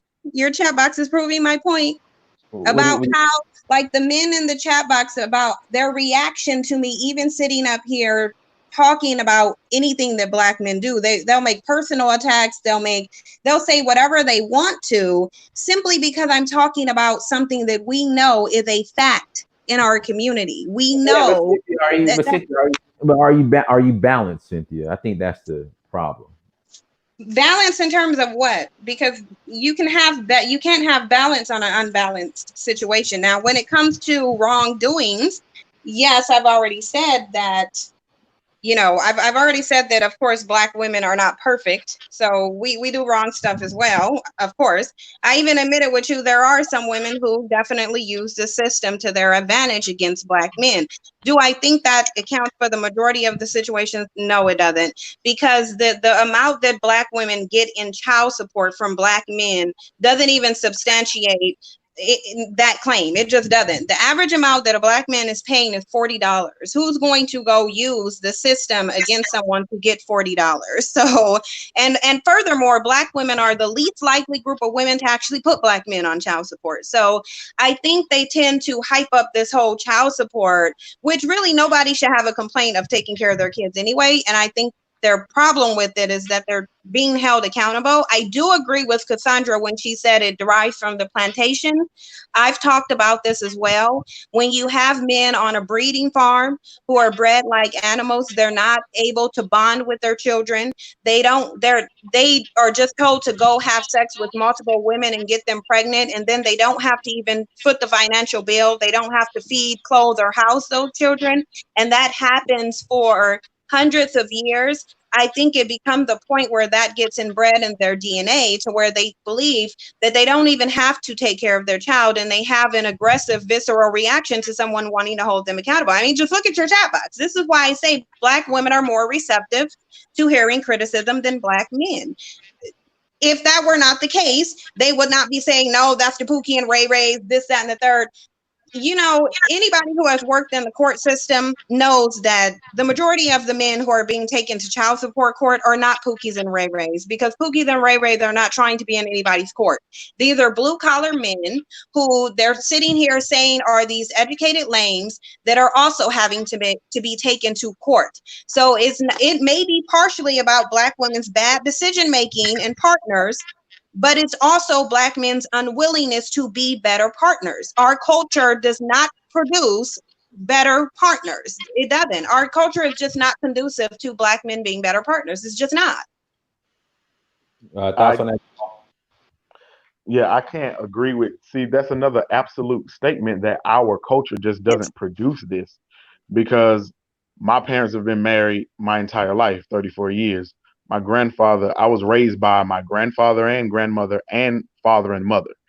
And I've seen multiple examples outside of my family, family friends, close, of both relationships that are functioning and those that are dysfunctional. I've seen it in races that aren't black and ethnicities that aren't of African descent. So dysfunction does not discriminate. Nobody. Dysfunction happens based on environment and the way that we are taught, and sometimes the way that we socialized, which is why I brought up the case of how we socialize most of the time, only women speaking to other young girls and men only speaking to young boys. Yes, that is a very necessary part of the socialization process, and having young males grow into men and young women grow into women. But there needs to be some type of back and forth where the interaction between young women and men is understood and how that is going across. And as far as the response from the chat, I can't see the chat right now, but I can understand how somebody who feels like they are under attack can respond in a defensive way. So there has to be a better way to broach the conversation when we are talking about men not stepping up to the plate and women doing whatever it is that they're doing. Is it coming across as a blanketed attack, or are are we bringing the solutions up and say, here's where we need our black men to improve, and then giving actual ways and actual solutions to what you want, other than complaining about what is not happening? Because what is not happening is not giving us the clues to understand what it is that you would like us to do. Also, is the conversation being broached as I am sick of black men, or I'm tired, or is it coming fully out of frustration, or is it being broached as a conversation? Like this right here from what Dynast and the sister from the Diaspora channel, the conversation that they had and the dialogue that I try to have with my sisters and my wife and my mother, um, is to broach that expectation conversation in the realm of actually talking, to listen, to understand the input, or is it talking at one another? I see black men, and I hold black men accountable. I see black men talking at black women, and I'm like, that is not a respectful way to have this conversation. And when you approach her in that way, she's not going, her listening ability has already shut down, because now she just wants to defend herself and defend her honor against these attacks that you've levied. The same thing with black women and black men. If the way we approach the conversation is in a disrespectful manner, then his listening skills, he'll turn that off and just be ready to defend himself personally, because he then feels personally attacked. We both are in a minority group in this country, and so we are both feeling the pressures of oppression by outsiders. And then when it comes home, we do certain things to each other out of frustration, because we can't attack the person we really want to, let our frustration out on. And so it becomes an internal battle. But the thing is, when we address that in that manner, then there opens up the opportunity to actually have a conversation. A dialogue is when I speak and you listen to exactly the intent of what I'm saying and the actual words of what I'm saying. And you don't twist my words to mean what you want them to mean. And that goes for both men and women. And I think that there is a huge gap in that type of dialogue where we aren't having actual conversations. We are talking at each other, and we are speaking to the audience in an echo chamber that already agrees with our point of view. Black men, we are talking to each other about our disappointments and displeasures of how Black women are treating us. Black women are doing the same, and the same type of information and sentiments is being spread over and over again without much of a challenge. So when you're in your echo chamber as a woman, you're saying all men are dogs and they do this and they don't protect us and they let us down in these ways. And even, even though I put him on child support, it's not this much. And so you recirculate that narrative so often that you think that it is 100% fact. And when someone challenges it, there's not much of a challenge. And when someone challenges it, it is like a cognitive dissonance where it's difficult to accept real truth when it comes. And I believe that is on both sides. So we need to be able to, as Black men, if there are good Black men, we need to check other Black men who are falling short. If there are good Black women, they need to check other Black women when they see them fall short and actually acknowledge what those issues are. But when we have these conversations across the sexes, especially within our Black families, we need to be able to actually listen to each other, listen to the words that the other person is saying, try to gain understanding. If necessary, ask a clarifying question, and then respond. So here's my thing, because I never one time said all, and if somebody in the chat box or on a panel or whatever is taking it personal, that is their problem, because this is not a situation where I'm talking to personal individual people in a chat box. I don't talk about people's personal things because I don't know what their personal life is like. But what I do know is the data and the outcome of our community says there is a problem. Even if you have someone saying, well, a lot of Black women have daddy issues, okay, I can admit to that. Why do they have daddy issues though? If they have daddy issues, it's probably because, number one, he wasn't there, or he was probably there and abusive, because those are generally the ways that you get daddy issues. And so what you can talk, making general statements does not mean that you're talking about everyone, because you don't need everyone to make up a general consensus. You just need it to be around the majority. You need it to be a big enough issue to make a general statement. So just because someone makes a statement, if they're not saying all Black men are this way, then why would you just interpret that someone's talking about all Black men? Furthermore, the reason I'm looking at the chat is not because I care about anybody's opinion of me personally. It's because when I was in the chat box, I told Dynas Demir that there is an unwillingness among Black men to acknowledge any wrongdoing. And Yeah, even but now you're generalizing all Black men by chat. I'm not generalizing, actually, because I'm not saying all Black men. I am generalizing, but I'm not saying all Black men, because I said you don't have to have all to make a general statement. Your chat box is actually proving my point, where anytime you bring up something, I haven't lied. Keep in mind, I have not lied. I can find data to back up every single thing that I'm saying. So I have not lied about anything. Even the study that Jamal quoted, if you read that study, it actually said when Black men are home as fathers, when they are the most involved fathers. It did not say the majority of Black men are involved fathers. I read the entire study. It just said when they're there. And I believe that. I believe that when Black men are there, they're very good fathers. I've known some very good fathers. I've seen some very good fathers. But that doesn't negate the fact that we have an issue. We have an issue in our community where many of the men, too many of them, don't value fatherhood. They don't value the importance of it. And that's just reality. Now, can we say that that came from plantation breeding? I 100% believe that that is the case. But if you have a group of men to where when you're talking about real life issues in our community, because they don't want to hear it, they go on personal attacks, they deflect, they start screaming, "You're an agent," and saying all of these things that are ridiculous notions, quite frankly. How do you get anything accomplished? Because I haven't insulted Black men. I haven't said Black men were worthless. I didn't tell anybody to give up on them. I didn't say all of them were trash. I didn't say any of that.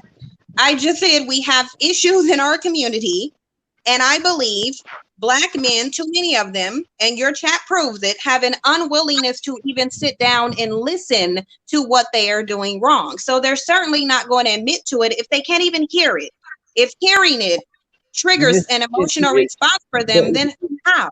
But again, you just made another generalization off the chat Yeah, room. I think that's where the problem is, because Cynthia, you did share certain things that maybe some people are not very, very clear about your point. When you mention certain things, I know later you say is, their personal view. But when you say the Black man, then that is where it's coming across definitely like, you are generalizing all of them. If you put it as some Black men or some Black women, then people understand you are not putting all the Black men in one box. I think that's where the problem is.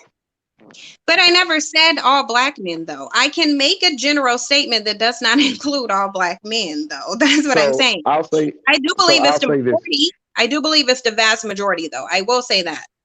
So Cynthia, in response to you didn't say the word all. Right. And you admit that you're generalizing, and those are research terms. I'll just say this. Sometimes when we get educated, we get so used to being in that bubble that we understand what we're saying, and we understand the limitations of exactly what we're saying in the context of research, and that generalization is something that you do research to find. You do these studies, you get these qualitative numbers so that you can prove or disprove your point. But we have to not forget that once we get into that academic arena, that everybody that we're speaking to does not understand those terms. And sometimes, and it's not dumbing it down, but it is realizing that everybody isn't in that world. And if you're not an academic, you will take that blanket statement of Black men do as an implied all. But sorry, and when that implication is there. So I don't mean to cut you off, but if they're not clear as to who I'm talking about and what percentage, rather than going on personal attacks, why not just ask for clarity? Why not say, well, what percentage do you think? Like I would like, I'm about to pose this question to you, Jamal and Dynast and Diaspora Channel. What percentage of Black men do you think are being absentee parents? What percentage? Meaning, what percentage of the Black community is growing up with an active father in a home versus the percentage that is not? Because there is data that literally can tell you that. So what percentage do you think that is? Do you think it's the majority or the minority? I would say it's the minority. However, when you're talking about the data doesn't say that. The data says the majority. So that's why I'm asking you based off data. Data says it's the majority. Putting off those data out there. But this is what my point is, that when you're asking these questions, especially about the Black community, it is dangerous to just go on the qualitative information as a whole, because there are certain dynamics that have to be considered. The dynamic of Black fathers not living to a certain age, whether it be street violence or other things. The prison system, we understand that there is a imbalance in this prison industrial complex that plays a factor in absentee fatherhood as well. It's not always unwillingness to accept responsibility. Right. So when we are talking about these, Jamal, you're saying something that I've already said. I've already said that before you came up when Dynast Amir presented that. I said, granted, we know there's mass incarceration that would take fathers out of the home. We know there's police brutality that would. So if I already acknowledge those things. But at all times, I'm just saying, when we're having these conversations. Jamal, those before. aren't the majority of cases. Those are not the majority of cases in which a Black man would be absent. Those are not the majority of cases. So why would we bring out the minority to sit here and say, well, these are some circumstances that could happen too? The majority of the time, the man is walking away from his children. We understand there's police brutality. We get that there's mass incarceration. That is not the majority. Those are not the primary factors that's accounting for absentee fathers. They're just not. They're not. But they do exist. They do exist for sure. But they're not the primary reasons Black men are not taking care of their children. I can hear you say that, right? And I'm saying that research allows you to present numbers. And people say that numbers don't lie, but we have seen many cases that numbers can be screwed. They can be skewed to point to whatever narrative that the researcher wants those numbers to prove. So If when do it we is consider it is a biased study. And okay, we so have to hold on. So what studies are not biased then? See, because this is why I'm saying there's an unwillingness to even acknowledge the issue. Are we really trying to sit up here and present an argument that there's not a lot of absentee fathers? Are we really doing that? We're really doing that. We're trying to prove a point by saying that the data is wrong. Here's the thing: either we have a lot of absentee fathers, or we have a lot of Black men who are raising their children and they're ineffectively parenting their children. Because you're willingly producing this product, or you're not there to raise your children. It has to be one of them. Well, there was just a study done a couple of years ago saying that the majority of Black men are involved in their kids' lives. So that's what I'm saying. Where's this data? That was the CDC study, and it didn't say that. If most people didn't actually go to the study and read it, I actually went to the study and read the study. The study does not say that. The study says when they are there. And then the pool was extremely small. They had a pool of less than 4,000 fathers, period. It was self-reported, which is the most unreliable form of data collection, is self-reporting. But even in that instance, it didn't say Black men are the most active, involved fathers. It said when they're there. When they are there, they are the most active. And I believe that. I believe that when they're there, they are. But that doesn't negate the fact that they are not there. A lot of them are just not there. And I don't even know how we're arguing this. Like, how are we even arguing whether... And if we are, okay, let me just concede and say, okay, well, most Black men are there taking care of their children. Okay, so now we need to talk about Black male parenting then. Then we have to talk about Black men parenting and how they're raising their sons. So now we would have to switch the conversation. But because the reality of it is the product is telling you that something is wrong. Either the father, they're not there, or they're not effective parents, or they're teaching their sons to act this way. So which one is it though? Can you hear me?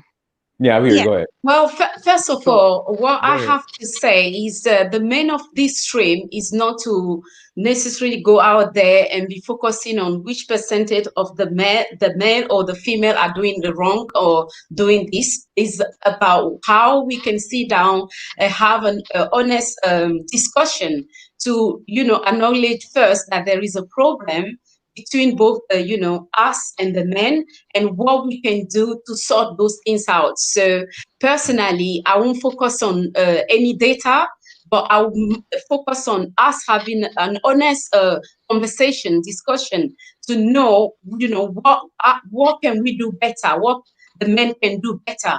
And like Jamal mentioned earlier about if there are good men out there doing good things, being good role model, then they can check the one out there that are not doing so good. And back to where I come from, that's how they do things. So that's why certain things are still in place when it comes to families being together and things like that, is because the elders, the one that are more mature, or the one that are doing what they're supposed to be doing, check the one that are not doing so good. They check them out.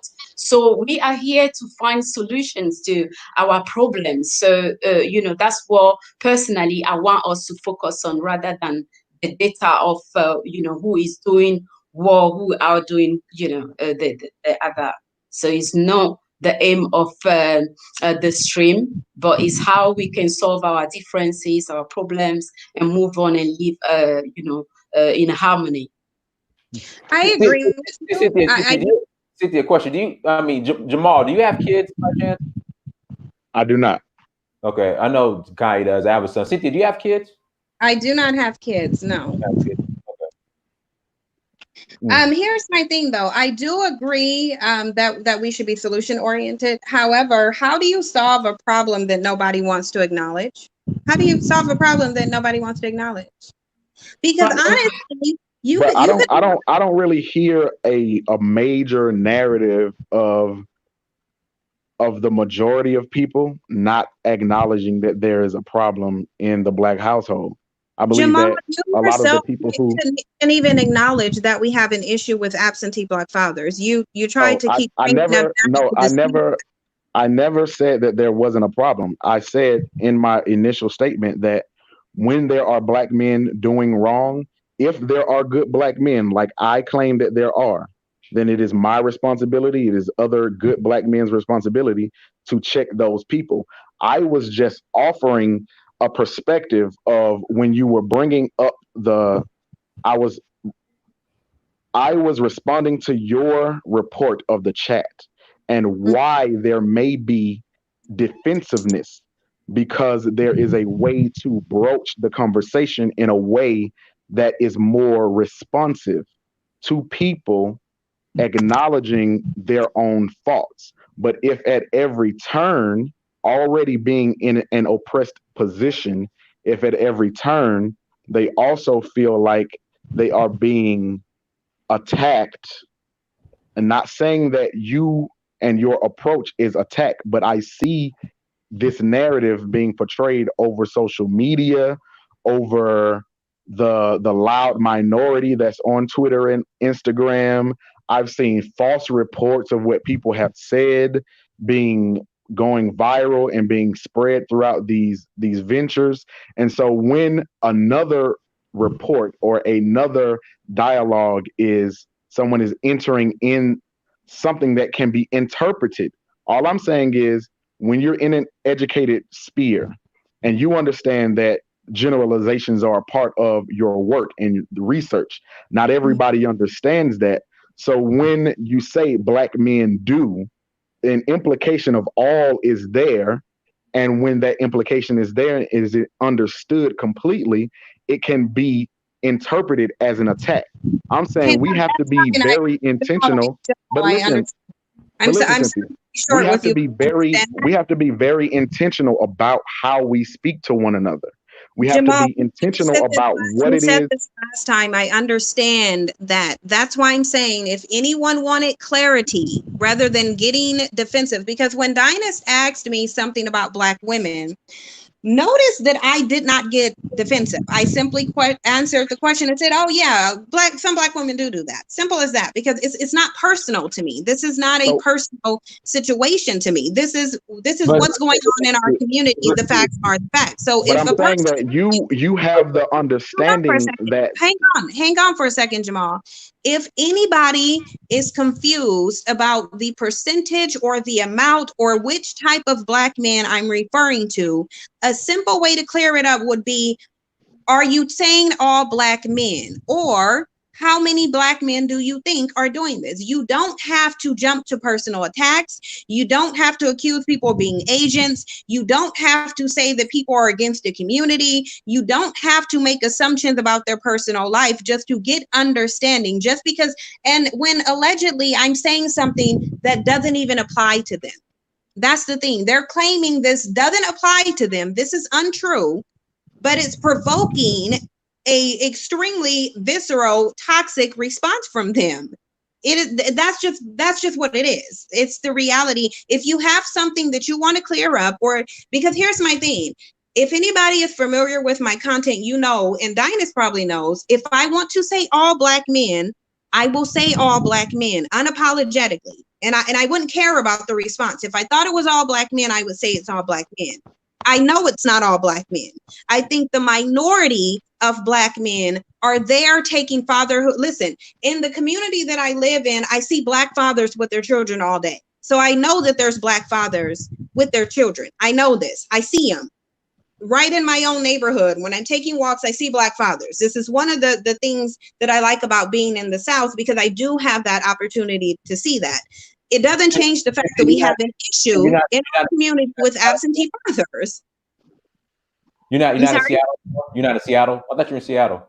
No, I'm not. I haven't been in Seattle in the last 2 years. Oh, wow. Okay.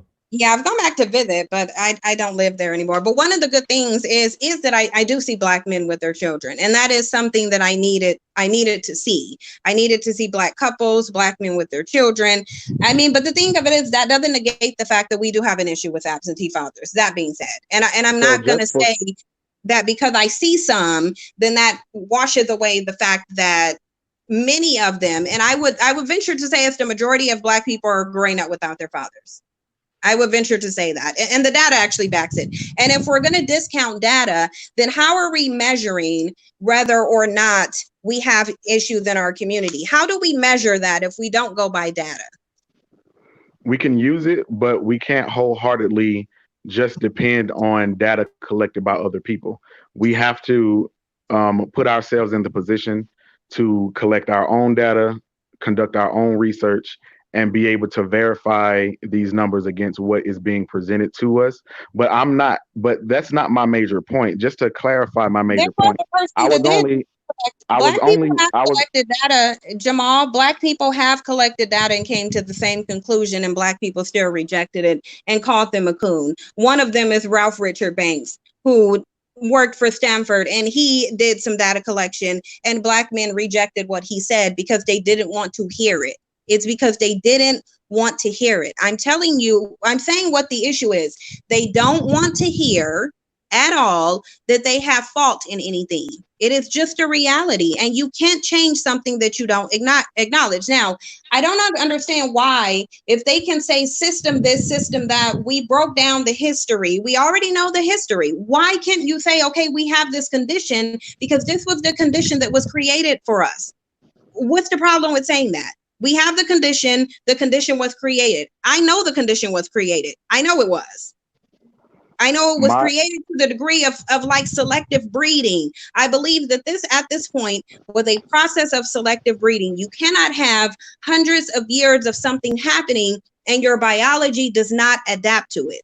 So we can say I'm not going to agree with that, because in the aftermath, in the years directly preceding our emancipation, we had many communities that were very fruitful businesses. It wasn't isolated to Black Wall Street in Oklahoma. You had no choice, right? You had no choice, Jamal. Because you had no choice. But in those cases, you can see successful marriages, successful families. So Jamal, it's not just a direct descendant of enslavement that can be. I know how it was. It can't be presented as a DNA thing. It can't be presented that it is now genetics. It's a DNA thing, and I'm going to tell you why. We didn't have a choice. During segregation, we had to build businesses with each other. We had to marry among each other. But what happened when Black people were given a choice? Because your lack of options doesn't show character, your choices do. Your choices show what's going on. So when Black people have the choice to integrate and get rid of their businesses and date interracial and go and mesh themselves in other communities, did they start doing that or did they not? They started doing it, and they started doing it. So we have to look at that there are issues is clear, but allow me again to restate this thesis of why I called in. I want to present a way that we can have the conversation. It has to be we have to be intentional about how we speak to one another. And I'm talking to Black men and Black women. It can't be, even if it has been interpreted wrong, even if my intent is 100% valid, I have to be extra careful. It is the same as when, and I'll restate this again, we are already a minority. We are already oppressed. So at any step, anything can trigger a person to be on the attack, both Black men and Black women. There are certain things that a man can do based on a woman's experiences with other men can be triggering that that man may not be aware of. There are certain things that a woman can do to a black man not knowing his history with how he's been perceived that can be a trigger. So your intent is only a part of how things are being interpreted. So we have to be overly intentional about how we speak to each other, how we have this conversation so that we can actually have a dialogue, so that it can be, because without a relationship, without me knowing that you Cynthia or you Dynast or you Diaspora Channel are coming at me with love, with the approach of understanding that we're trying to address this issue so that we can find a solution, so that we can move forward, so that we can progress as a people. If I don't clearly know that, then the attacks are evident. There were people who rejected the civil rights movement. There were black people who rejected the Black Panther Party for self-defense. There were black people at every step who rejected Marcus Garvey, who rejected Harriet Tubman. So when you're in a position of oppression, you have to understand that the wounded will be untrustworthy at first until you prove yourself to be trustworthy, even with the best of intentions. People didn't start listening to Marcus Garvey until after black men came home from World War I and were treated worse than they were before they went to go fight for so-called freedoms. They needed to be they needed to for the situation to be ever so clear to them that this man, even though we ignored him for years, is still fighting on our behalf. So now maybe we'll come around to listen to him. So I'm saying that I'm not saying that the numbers aren't valid. I'm just saying there is a healthy distrust of qualitative information, and that's necessary. There's a healthy distrust of people coming in saying certain general statements, because we hear that from news media who try to paint us as an entire people, as ultra violent and so on and so forth. So when we hear generalizations, it triggers certain people. And all I'm saying is we have to find a way to conduct these conversations. It has to be a series of conversations. It has to continue to happen. It needs to happen with the elderly community. It needs to happen at middle age. It needs to happen in young adulthood. It needs to happen at least as early as adolescence, so that the following generations, once you come into the know, you approach them in solution based narratives. These are the things that we need to do.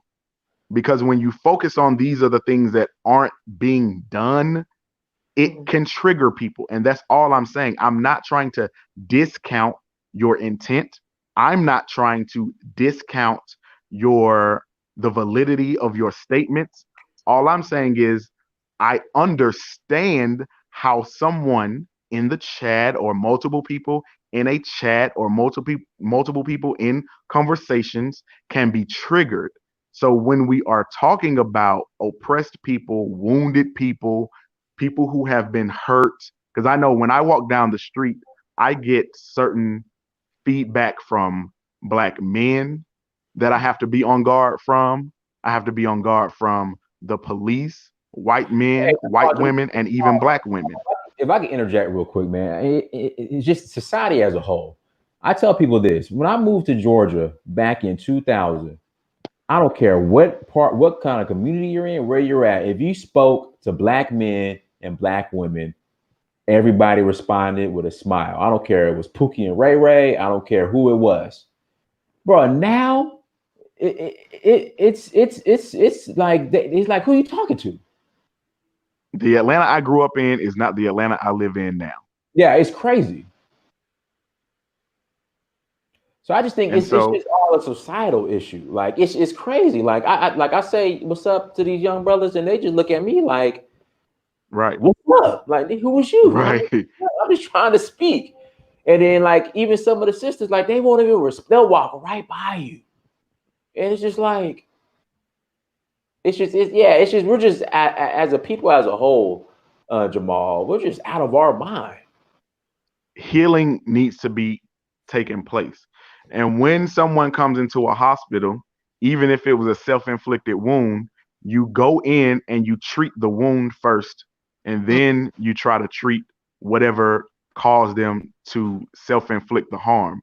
But if you go in without treating the wound and go in with that solution base, they're not going to even respond to anything other than that to prevent Unless it the from person happening denies again. having a wound. Unless the person denies having a wound to begin with. First, they have to acknowledge that they are wounded. If someone diagnoses me with cancer and I say, no, I don't have cancer, I absolutely don't. No, you're lying. You're just gender warring. You're a feminist. You're an agent. I don't have cancer. You're lying on me. I'm not going to get the cancer treated and I'm going to die from it. Because I'm not That even is true as acknowledging well. that I'm sick. Because I'm not acknowledging that I'm sick. So again, I'm all for solutions.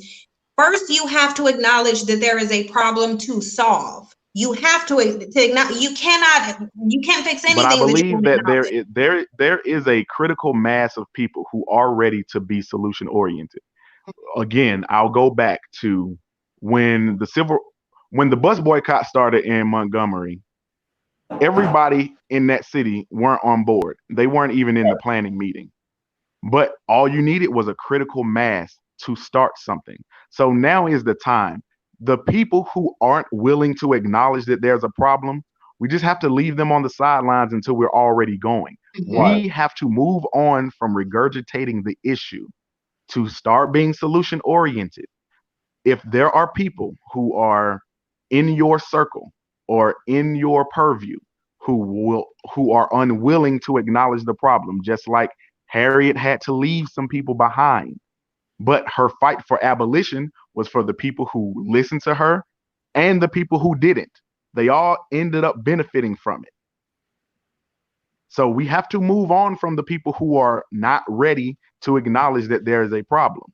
We have to move on with the people who are here, who are a part of these dialogues, because I've seen this dialogue happen multiple times. I appreciate Dinus for having this dialogue. I saw this dialogue on Facebook last week. I'm having this dialogue on Facebook this upcoming week and starting a podcast specifically about this because we need to consistently have this conversation, but in a solution oriented way. Dinus, go ahead.